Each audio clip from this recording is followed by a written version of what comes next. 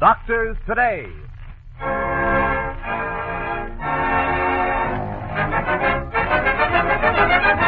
The latest developments in the world of medicine.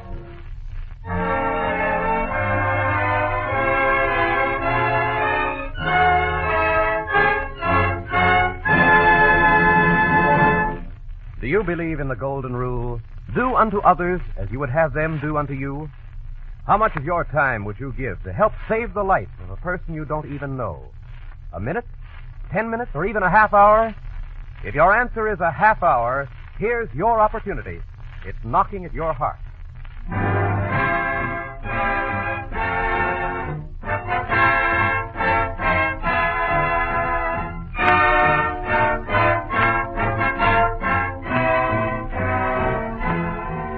The American Medical Association, in cooperation with the National Broadcasting Company and its independent affiliated stations, presents Doctors Today, a weekly report on the progress of science and medicine.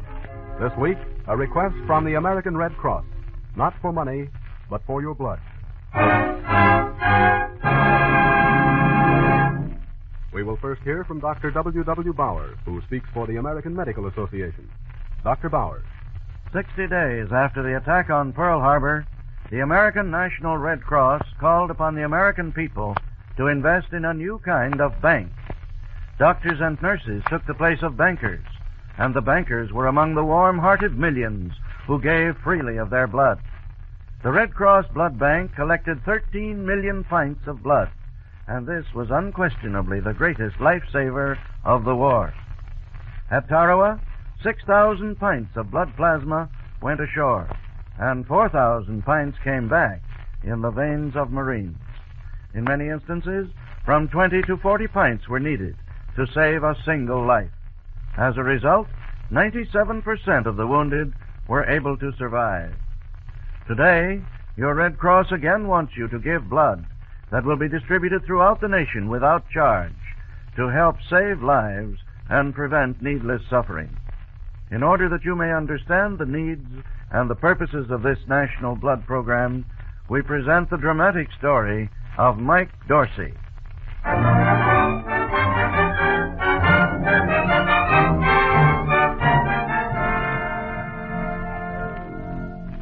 If you don't know who Mike Dorsey is, you probably don't read the sports pages. Or else you find that life is much more pleasant since you gave up golf. It's just the opposite with Mike. Life's been pretty cozy since he took up golf. Or at least it was until... but that's our story. You must have seen Mike's picture at some time, maybe in the newsreels. That big Irish face smiling from ear to ear as he received the trophy. There's so many of those trophies lining the mantel over the Dorsey fireplace that Mike's wife said to him the other night, Mike, I'm getting so tired of having the fireplace cluttered up with all those golf Oscars. Let's get rid of some of that junk. Junk, she calls it. Josie, you cut me to the quick. Hope you realize that. I sweat and slave over burning hot deserts. Burning deserts? Yes, sand. Burning hot sand traps. Remember the sand traps at Palm Grove? Yes, I remember. Thermometer 104 in the shade, only I'm not in the shade. I'm under a blazing sun, wallowing in a sand trap, and 3 strokes behind. Yes, and all I could think of was your poor caddy slogging along with all those golf clubs. Yeah, but think of the terrific mental strain that I was under. 3 strokes short of $5,000. Mental strain. They took pictures of you smiling on the green. I have them in my scrapbook. Oh, sure. The smile that concealed a broken heart. Poor Pagliacci. Besides, I was trying to get him nervous. Oh, so that was it. And I did get him nervous. He flubbed the putt, and I went on to win on the 18th green. 5,000 cabbage leaves. Oh, well, I'm not talking about money. Oh, no, not money, but those trophies that I gave my all to win. Just remember, there's a lot of bronze and silver and gold. If we ever have to hawk that stuff, it'll keep us in groceries for a long time. Shall I get an estimate on it? Estimate? What for? Oh, just in case. Oh, Josie, please don't be so earthy. Oh, well, Death Valley days, smiling through with the number 5 iron and the putter. Have it your way. Josie? Yeah? I wish you'd come along for the Pinedale Open. Oh, You know I can't. I might be called out on a case at any time. Oh, come on. They can always get another Oh, nurse. maybe they can, maybe they can't. Nurses are like new cars these days, and besides, we can't afford it. Oh, you always say that. We can, too. Well, suppose you don't place in the winning money, then what? Well, we still have a tidy little nest egg in the bank. Well, let's leave the egg in the nest. We might need it if we run into a little trouble. Oh, really? Such as what? Oh, sickness, accident, who knows? Listen, Josie, my policies are all paid up. I know, but... Mike, have you got your reservation? I sure have. Roomette. When do you leave? Saturday night, 10:15. Not till Saturday night, huh? Nope. Mike, Yeah? the Red Cross has started a drive for blood donors. There'll be a mobile unit out at the school gym Saturday. Well, I thought the war was over. Who's this for, the Siamese? No, the people in this country. Are you hinting that I ought to go over and pipe my heart's blood into a bottle right before a tournament? Josie, what do you want me to come home with, a booby prize? Well, the tournament isn't till a week from tomorrow. But I need a few days to get the lay of the land. And for a big, strapping athlete like you, a pint of blood's only a drop in the bucket. A drop, she says. Josie, you'd think I was a horse. Besides, why should I bleed myself for some guy who's in a hospital and wants something for nothing? Or maybe a little girl from an orphanage. Or maybe some mother who lost her only son during the war. War? Now, listen, I was a small part of the war effort over in New Guinea. Yes, I know. Oh, yes, she says. No, I don't get it. Let some of the people who stayed home and got rich help the needy. I'm hanging on to my blood, at least until the Pinedale Open is over. So you wouldn't be turning selfish on me, would you? Selfish? Yes. This is what comes of marrying a nurse. Now, look, Josie, I'm very fond of you, but don't spring this selfish stuff on me. It just doesn't go down.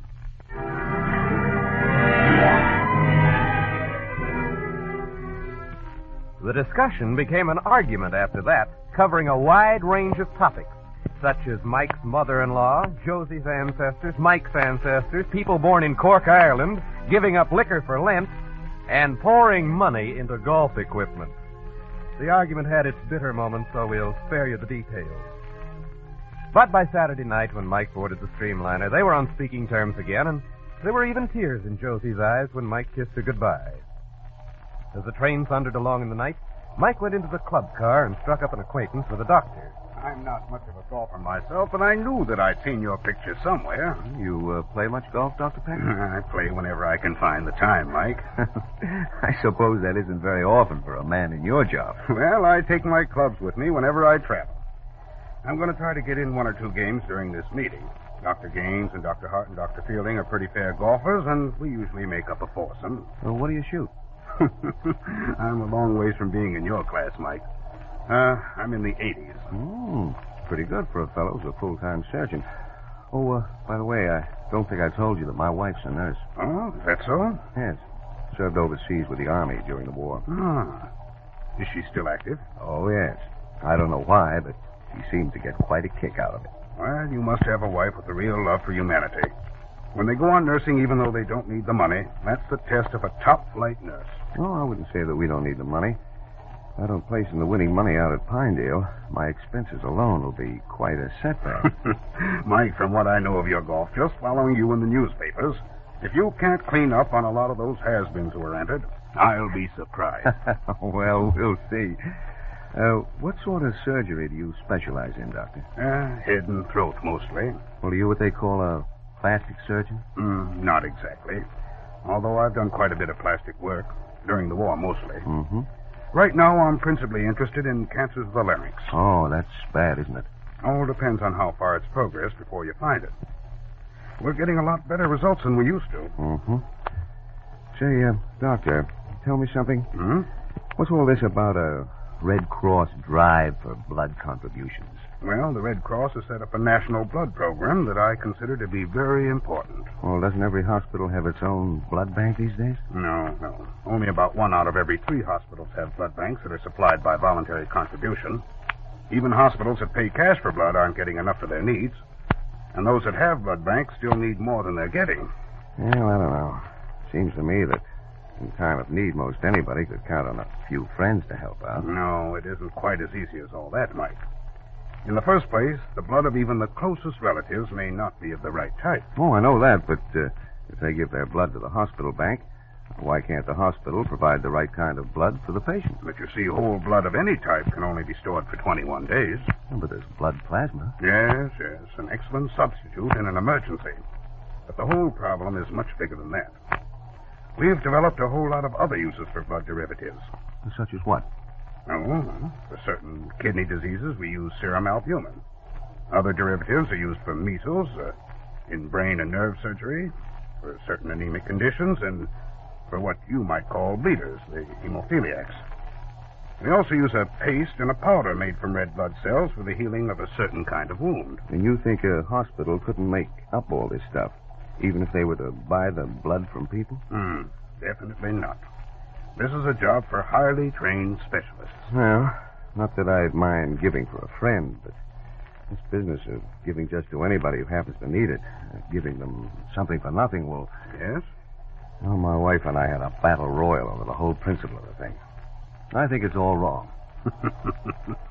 You don't mind that I happen to be on your wife's side, Mike, huh? No, naturally, you would be.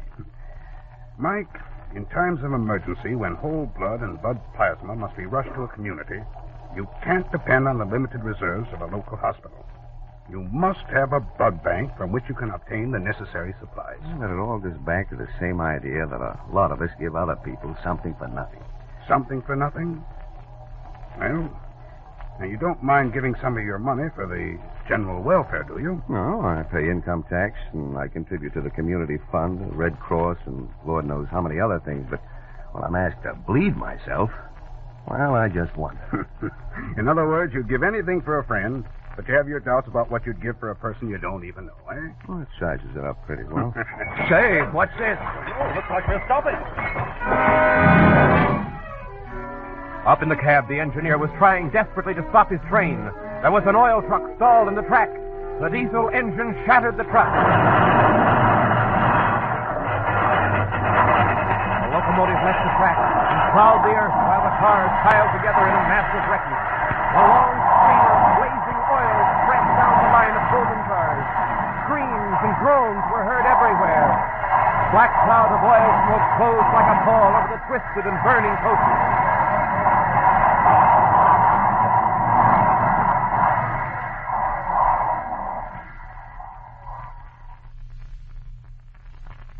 "10 miles from the scene of the accident, in the trim, modern hospital at Melford, the chief resident, Dr. Joseph Spencer, was talking to his chief nurse, Miss Pitkin, and his intern in surgery, Dr. Sam Adler. It was 10:45 p.m., and they had arranged their schedule for the next day. And you've got Dr. Fitch down for operating room B at 9:30? Yes, I have. Well, excuse me. I guess that's everything. I've checked off my list. Excuse me. Well, what's so funny? The resident yawns, and then his intern yawns. Sorry to keep you up this late, gentlemen. Oh, it isn't you, Pitkin. It's the hour. We love you madly, Pitkin. Oh. We worship the ground you walk on. In fact, we even worship the linoleum that daily feels the tread of your dainty feet. Don't we, Dr. Spencer? Yes, Sam, we do. Mm-hmm. The joy of seeing Pitkin every morning is precious, a rose that gives us the courage to go on. Say, Sam, you're coming up for that tumor operation, aren't you? Oh, yes, of course.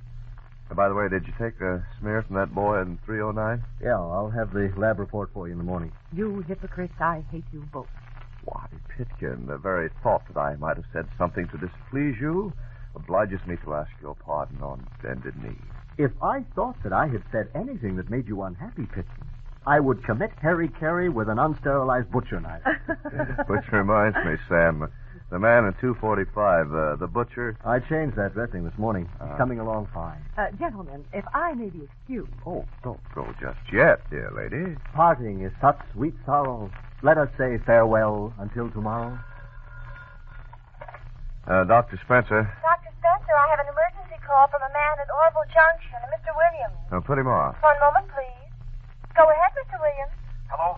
Have I still got the hospital? Yes, this is Dr. Spencer, the doctor in charge. What's the trouble? We had a terrible train accident just a mile north of here. Streamliner hit an oil truck. Oh, it was awful, Doctor. Don't know yet how many were killed. They're still getting them out of the cars. A lot of people badly burned. Burned, you say? Yeah, the burning oil splashed all over the train. Worst thing I ever saw. Now, just where is this? You know where Highway 74 crosses the tracks? Yes. Well, it's about a half a mile north of there. Half a mile north? Yes. You'll find a little dirt road that leads along the right-of-way to the west of the tracks. Yes, I know the road. get us all the doctors and nurses and medical supplies you can spare just as quick as you can? Who is this speaking? Don Williams, passenger traffic agent. We'll be there as quickly as possible, Mr. Williams. Goodbye. Well, you heard what he said, didn't you? Yes, train crash, lots of people hurt, many burned. Well, get this now. It's a half-mile north of where Highway 74 crosses the tracks, and there's a dirt road just east of the tracks. Yes, Doctor. Sam, get every intern on the job except Dr. Green. We'll leave him here to cover the hospital. Okay. Also call Dr. Harms, Dr. Dreyer, and Dr. Brown, and ask them to come in and stand by. Will do. I'll call Dr. Coffey, Dr. Harper, and Dr. Blanchforth and ask them to meet us out there. Go ahead, Sam. Put the calls through at the switchboard. I'll take care of it right now. Now, Miss Pitkin, we're going to take 4 of our 5 ambulances. I'll handle that myself. Yes, Doctor. You'll take care of the medical supplies and see that they're packed and ready as quickly as possible. What do you want that's special? I want 5,000 cc of blood plasma and 1,000 cc of whole blood.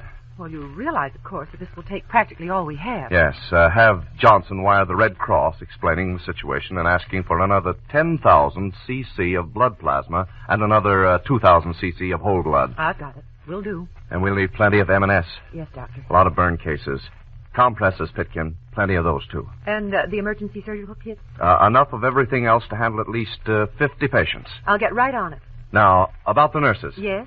We'll ask everybody who is already on duty to remain for the night. I'll put that on the call system. And we'll ask those who are coming in fresh to go to the accident and help out.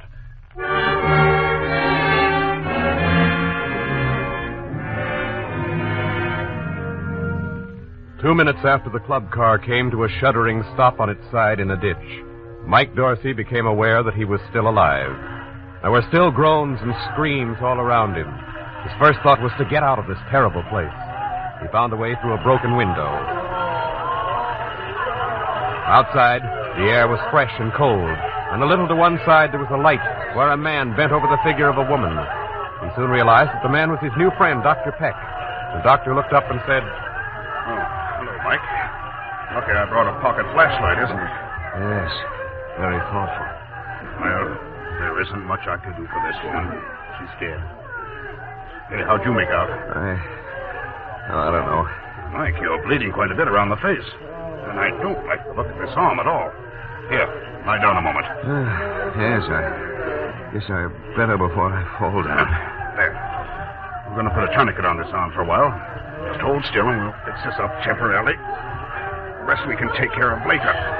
Where are you? Please help. There, Mike. I think this will hold you for a while now.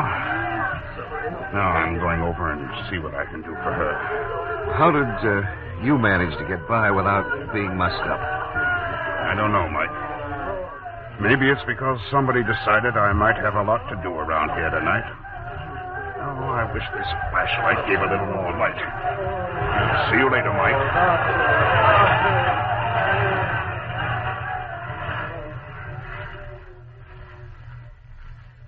It was much later before Dr. Peck saw Mike again. With the aid of his pocket flashlight, he stumbled around amid the dead and dying, but more often among dazed and injured persons who needed what he did not have, medical supplies, and above all, blood plasma. Suddenly he heard a sound that sent a thrill to his heart. It was the long, high wail of ambulance sirens. 4 ambulances came roaring out of the darkness. Now there was light everywhere. Doctors and nurses came pouring out of the ambulances, and he knew at once that he had all the help he needed. A few minutes later, he was discussing the situation with Dr. Spencer. Oh, yes, Dr. Myron Peck, the surgeon. I've heard of you, of course. I'm Dr. Spencer, the chief resident at Melford. How do you do? Well, I'd like M&S for about a dozen people here, and 4 should have blood plasma immediately. Show us where they are, and we'll go right to work. Well, that'll be easy now that you've got your headlights spotted on us. And your doctor was pretty rough there for a while, stumbling around in the darkness with pocket flashlight and picking out everybody by their groans. Well, Doctor, let's go to work.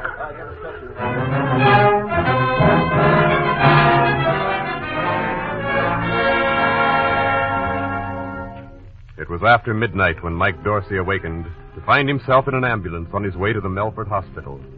Now he felt terribly weak, and there were pains in his head, and a deep pain that ran along his arm. Every time the ambulance jolted, he found that he couldn't keep from groaning. Oh, There. Take it easy, Mike. We'll be at the hospital in a couple of minutes, and then I'll give you a shot that will take the pain away. Oh. Well, Dr. Peck? Yes, I'm sticking with you, Mike. There's strangers around here.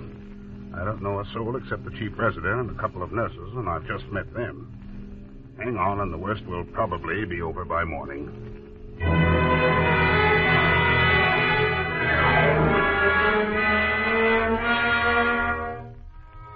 Four surgeons worked all night in the operating rooms, and two were busy in the emergency ward, including Dr. Peck, who soon felt very much at home. The next afternoon, Josie arrived, and she was soon in very earnest conversation with Dr. Peck.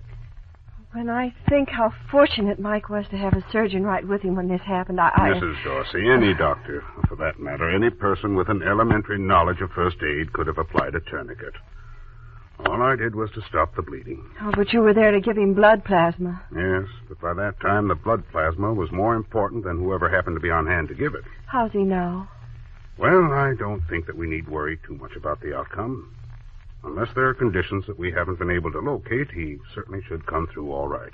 But you say he has a compound fracture of the arm with arterial hemorrhage and deep laceration to the face. Yes, but it could have been much more serious than it appears to be. Oh, yes, of course, Doctor. We've already given him a quart of blood plasma. We're giving him another pint, at least, of whole blood.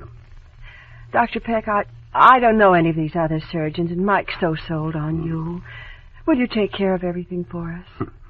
No, we've got a bone man here who is miles ahead of me at reducing fractures. He'll take care of Mike's arm much better than I could. But the facial injuries you... Well, if you and Mike wish, I'm sure that the chief surgeon, Dr. Hart, won't object. We've known one another a long time. Oh, I do hope we can work it out that way. Well, we'll see. But I can't promise you that I can bring back that $1 million smile, Mrs. Dorsey. There will, of course, be some scars. Oh, Dr. Peck, you've done so much for him already, but won't you please stay here in Milford and do the rest? We'll be eternally grateful to you. Mrs. Dorsey, there are two things I can't seem to resist. Your husband's smile and a request from a nurse who is really top grade.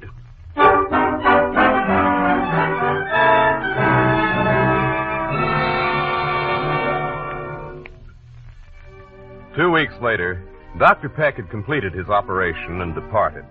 Mike's arm was in a cast, but Mike was sitting up these days and complaining that he wasn't getting enough to eat.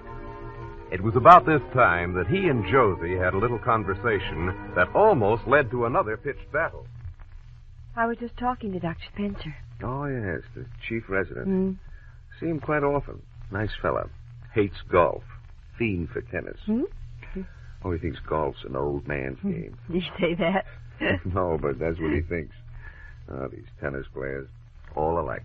You know, he was telling me that the Red Cross has given the hospital 20,000 cc's of blood plasma and 4,000 cc's of whole blood for the accident victims. Including me. Of course, including you. You got plenty. Oh, there you go with that old I told you so stuff. Why don't you lay off? What are you talking about? Oh, you know just as well as I do, Mrs. Foxy. Now, I'm really not trying to start an argument. I'm merely telling you that... Sure, now you've got statistics on your side, so you can really hammer away at me. Suppose I'll never hear the last of this. Now, Mike, don't start something you can't finish with one arm in a cast. Go ahead. Take advantage of my condition. You've probably been wanting to clout me for a long time. No, but I would like to pound a little sense into your head once in a while. All right, so somebody has given me a couple of quarts of blood. Somebody I don't even know. And I got it free of charge. And without it... Oh, well, anyhow, I owe a couple of quarts to the Red Cross Blood Bank.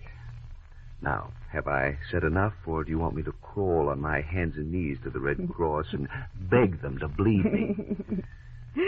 Oh, Mike, you're so sweet when you concede defeat. That's only the smile that comes from a broken heart. Poor Pagliacci.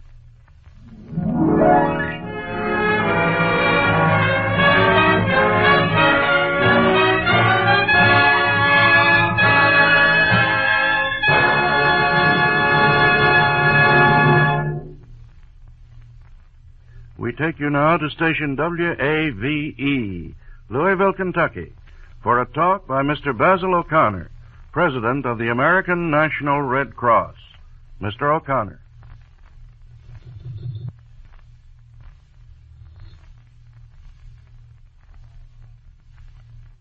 Need for a constantly available supply of blood to treat victims of disaster. On an average of every day and a half during 1947, the Red Cross was called upon to aid victims of tornadoes, floods, fires, wrecks, and explosions. In many of these disasters, Red Cross supplied blood and plasma. We were able to do this because of the generosity of the American people from whose veins the blood was drawn. Spectacular disasters draw public attention to the need for blood in salvaging the injured, but the day-by-day need for blood in healing the sick is equally important to the welfare of our people. A nation is strong only as its people are strong. People are strong only when they are well. The medical profession works unceasingly to build the nation's health. Every doctor, from the one who travels the lonely back roads in the country to the highly trained specialist in the great medical centers, has one concern: to save human lives and improve the people's health. To do this, doctors must have tools, and one of these tools is human blood. Medical authorities say that 3,700,000 pints of blood will be required each year to meet the growing needs of blood therapy. This blood must come from the veins of healthy, generous people. It cannot be manufactured. To meet the urgent and growing need for blood, the American Red Cross launched the National Blood Program. At every step of the planning and development of the program, we have drawn on the counsel and guidance of the country's leading physicians, and we shall continue to do so. Without the cooperative spirit which medical leaders have so magnificently demonstrated, our program cannot succeed, and succeed it must. We must not let people die for want of blood. Millions live today on borrowed blood, blood given by generous neighbors and fellow citizens. And it's for all our people, patients in our civilian and veterans hospitals, patients in hospitals caring for the armed forces, that we must provide the blood vital to their healing. Hospital blood banks have done a tremendous job in supplying blood to patients, but the need has grown far beyond the capacity of private blood banks. They must have the reinforcements which the National Blood Program can give them. Red Cross blood centers are established only after consultation with local medical and hospital authorities. The centers work in close cooperation with the local medical society. They operate under strict medical supervision. Hand in hand with the great body of men who constitute the medical profession, the Red Cross National Blood Program will undertake to furnish blood to every person needing it. Blood is given by voluntary donors. It's supplied to hospitals and doctors without cost. The program is your program. You have a stake in it, and we depend upon you to help us meet this need. Thank you, Mr. O'Connor.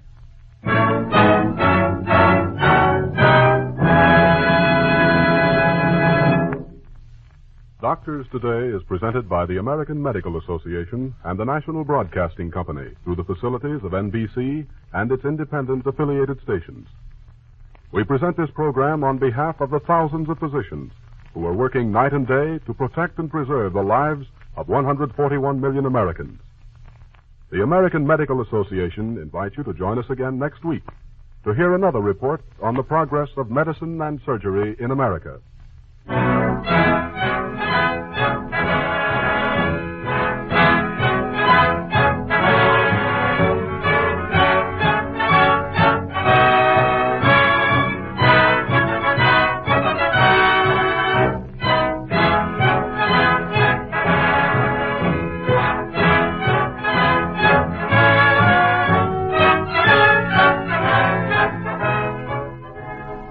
Doctors Today, written by William J. Murphy, comes to you through the facilities of the National Broadcasting Company and its independent affiliated stations associated with the NBC network.